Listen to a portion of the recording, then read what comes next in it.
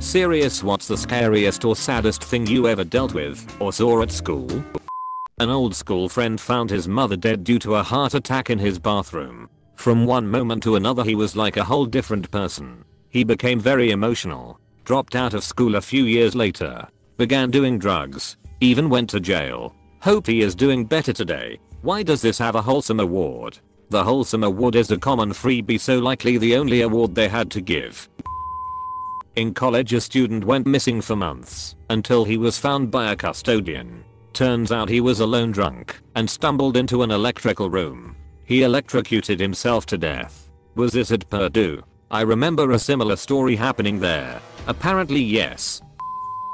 Kelsey Smith. She was a year ahead of me in high school. I didn't know her very well, but had a couple classes with her and chatted maybe a handful of times. She was one of those people that pretty much everyone knew. Then one morning shortly after the end of the year my dad told me that some girl from school had gone missing. I did what any teenager in 2007 would have done and jumped on Facebook and found a whole deluge of posts from my friends asking for any information about Kelsey. Then I remember I was in the airport with a bunch of school friends getting ready to go on a class trip to Germany when we saw on the news in the terminal that a body had been found. Kelsey Ann Smith. I just read the Wikipedia article. Dang. Edit. I was trying to say I read it, not forcing Op and others to read it. Sorry about that. Would you mind giving me a link to the article please? The final year of my high school, we graduated 16 here. We were given the option to go on a ski trip somewhere in Italy. One of the teachers seduced and slept with a student on the trip, and naturally being young and dumb, she fell in love with him and genuinely believed he loved her back. Then when we got back from the trip, he completely blanked her and broke her heart. She spent hours sobbing in the bathrooms and hallways. Nothing was done about it. Note, age of consent here is 16 too. So it wasn't illegal from a purely sexual standpoint. But he took on the role of a guardian on that trip and the power dynamic made it just as bad. That's so awful. The abuse of power is sickening. Grew up in a pretty poor district. Got some that people would probably consider worse. Vicious fights, drugs, guns, teacher on student violence and vice versa. But here's a couple that stick out. Scariest, high school. Kid assaulted a girl at a party. Following Monday her BF caught him in the parking lot. He beat and stomped him ruthlessly and actually imprinted a Nike swoosh in the kid's face. I saw the aftermath, and that kid was a mess. His lips had somehow split and peeled back, exposing all the teeth on the left side of his face. Facial reconstruction for sure. No idea how he did after that day. Saddest, junior high. Kid was getting mercilessly picked on because he was wearing the same clothes for like the third or fourth day straight. Super quiet kid, didn't say anything back. We later found out he hadn't changed because his older brother, who was his only caretaker, had killed himself the prior weekend. This 7th grader was the only one left who knew, and he was so emotionally fucked he just silently carried on with school until a neighbor figured out something was wrong. Edit. Jesus, this got more attention than I expected. Some updates B/C questions keep coming. Assaulted kid from the first story transferred, but I don't know anything else. His attacker, who already had a record, was locked up. The girlfriend's assault was sexual, but definitely stopped short of what most would call rape. This kid had a track record of being a bit of a creep though. The kid from the second story was gone from school way before we found out what happened. I was in the class he was in, and I know he was gone shortly after the week he was getting harassed. I don't know much more about anyone involved. I just happened to be walking back into the building right as story #1's fight ended, and only heard about the kid from #2 through friends. I didn't witness any bullying, but I had a friend in the class with him when he was being harassed. Saddest, oh my god, my heart. I hope that kid turned out okay. Honestly have no idea. He ended up leaving school. I only remember his first name. Scariest was a routine hallway fight that went sideways. It was between two girls. Out of nowhere one of them pulls out a box cutter in the middle of the fight and gets a clean strike right across the other girl's face. The saddest was probably my neighbor. When she was in 5th grade, early middle school, she was trying to save up money for something. I don't remember what. Her parents were huge stoners, had enormous weed plants growing in their backyard, I could see them clear as day. One day she brought a gallon-sized bag full of weed to school and was planning on selling it to one of the older kids. The school found out and called the police. I remember coming home and watching them raid my house, taking out plant after plant. Both the girls ended up in foster care for a long while after that. Imagine you just wanna sell a little weed and you've destroyed your whole family. I wouldn't call a gallon-sized bag a little weed.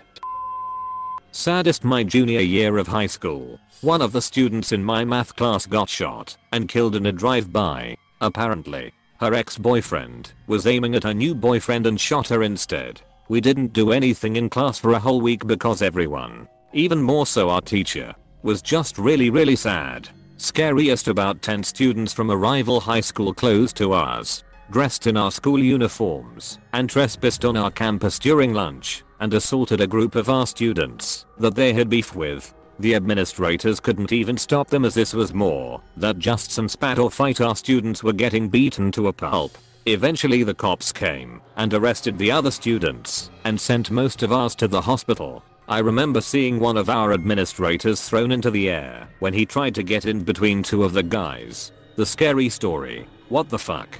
I know, right? This was a unique situation, but brutality like this happened often. I went to high school in the deep south. After this incident, we had cops guarding our campus every single day.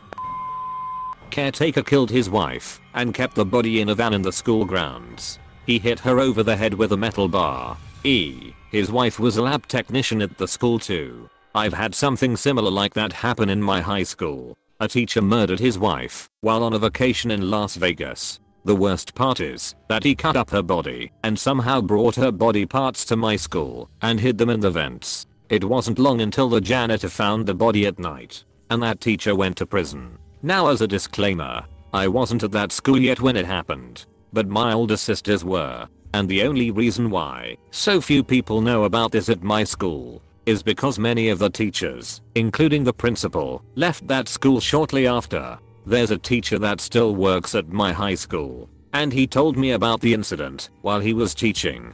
Damn, that's intense. Yeah, for me, I was at the school at the time, but somehow word got around ASAP about what was happening. The whole school was shut for 3 or 4 days, so the police could properly look around and do a search. It was a very strange time to be at that school. Oh, I forgot to add, his wife was a lab technician, so she also worked there. American here with some questions. In the article you linked, it said he only received 13 years before possibility of parole, so technically he could be out now. My questions are, does anyone get life without parole in the UK? I often read about murderers getting out, whereas here in the States they either get life or the death penalty, depending on the state and other factors, in most cases. Also, what is the general consensus of Brits as far as your legal system goes? Like, do you all think it's a bit too lenient, or unlike us? Does the UK system actually reform inmates, and therefore they don't pose as high of a threat to the public upon getting out? He could indeed be out now.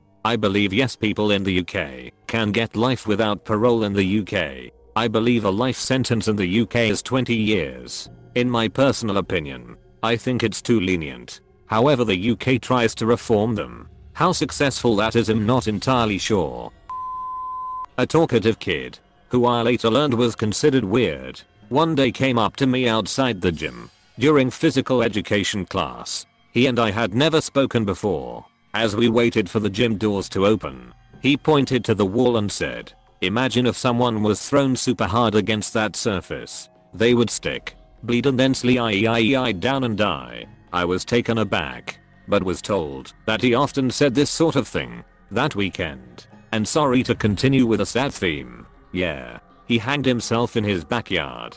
This was a long time back. I didn't know how to react then, and I still don't. As a kid who used to do this type of thing in middle school, he was most likely bullied and was looking to seem intimidating by saying that kind of thing. Him saying it to strangers seemed like a paranoid moment where he's trying to scare you away before you possibly start bullying him. Yeah, I saw this sort of behavior in college. The youngest guy in our program had grown up extremely sheltered. Religious parents who homeschooled him and left him pretty socially inept. My well-meaning classmates tried to take him under their wing, but wound up coming off as bullying to him. Based on his reaction, he avoided them. refused to interact, and started talking about violent acts and his jujitsu training. It really hit me how he was taking it when one day he got teased for accidentally electrocuting one of our classmates when he handed him a circuit board that had undischarged capacitors on it. And he remarked, "You know you can kill someone with just a pencil?" While waving a pencil at me. We had a class of former gangsters and ex-cons, as well as military veterans. He wasn't making any impressions of being tough, but he was so socially inept thanks to his upbringing that he just had no idea how to handle being on a team with us. He did graduate with straight A's at least, and last I heard he had a high-paying job and his own apartment. Weird looking kid in high school bullied by some. Death due to cancer announced on intercom.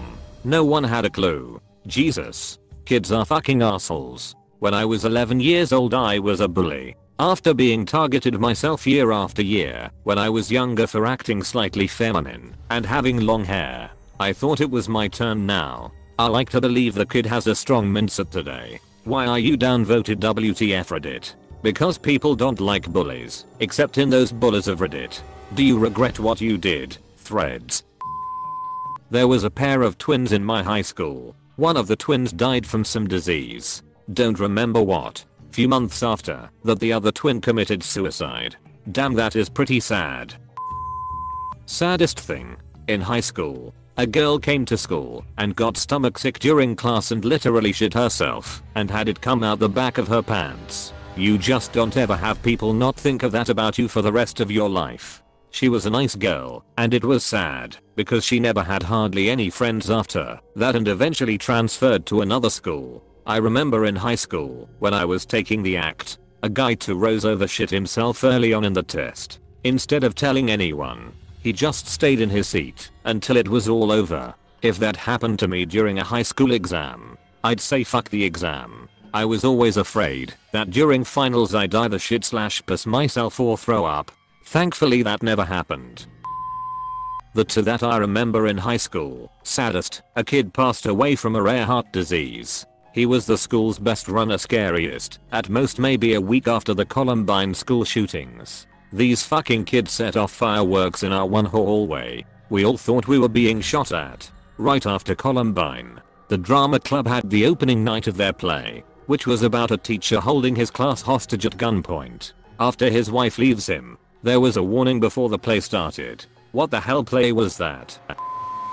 There was a severely disabled kid who had several physical and mental disabilities such as extra fingers and confined to a stroller. He had the mental capacity of an infant, unable to make speech but incoherent noises. That kid always had a smile on and was gleeful and no one said anything bad about him. They'd read to him or greet him as his liaison would push him about. One day I saw an ambulance leaving.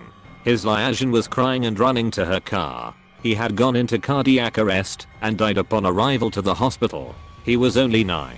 I was in special ed at the time and the hardest news to break to the more severe kids was our friend had passed away. The staff breaking the news to the kids. Sadly the school didn't do a day of mourning for him because the principal was tired of kids using them as excuses to skip class and fuck around. I still can hear my friend smiling making his loud cooing noise. Your friend sounds so amazing.